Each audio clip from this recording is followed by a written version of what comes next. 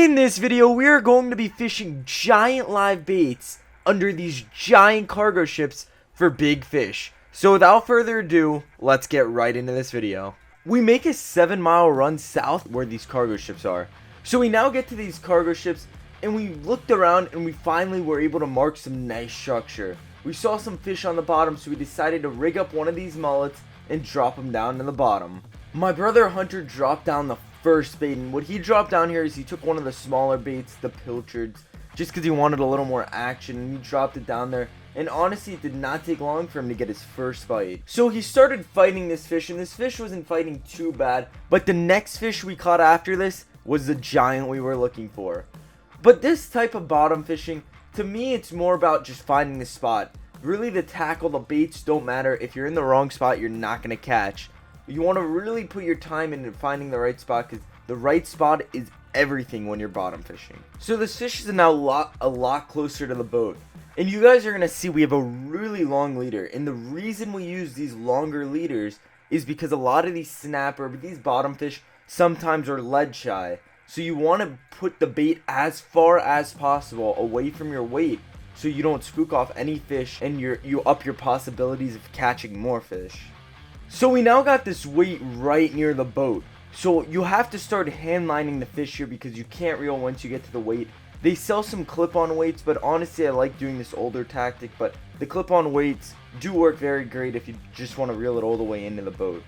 So I now started hand lining this fish, and we had a lot of line out there. I would say we had 50 feet from the weight just to this fish. So we saw color on this fish now and it looked like a nice snapper. So we saw that it was a mutton snapper, so we bailed this fish over and we got this mutton snapper. But this next drop is where we caught the giant, so stay tuned. So we bumped out a little deeper in about 180 feet of water, and I dropped down one of those smaller finger mullet and it got slammed.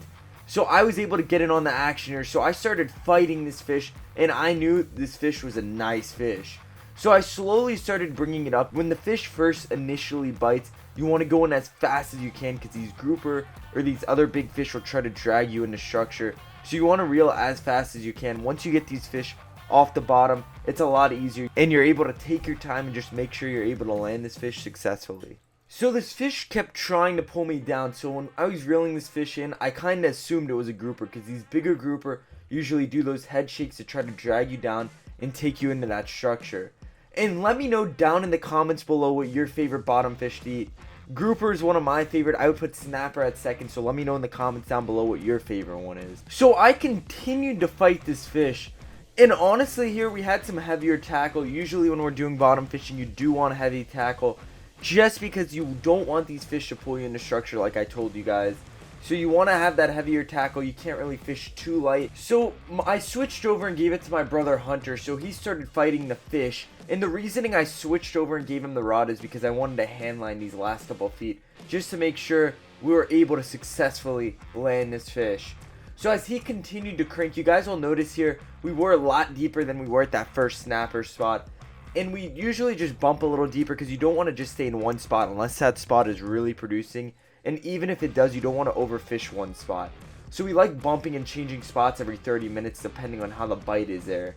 So we were now at about like 180, 190, and we got this fish a lot closer to the boat. So again, now we got this weight right near the boat, and at the weight like we did on the first snapper, we have to hand line it. On this setup, we didn't have as much of line out here, so this is probably like only 20 feet from the weight to the bait. So it wasn't that bad to hand line, but we now got this fish right near the boat, and as you guys see right there, it looked big. So we saw that it was a red grouper here, so we were able to bail this fish over and we got this beautiful red grouper. We hope you guys enjoyed this fishing video, and we'll catch you guys in the next Barjack's Family Fishing video.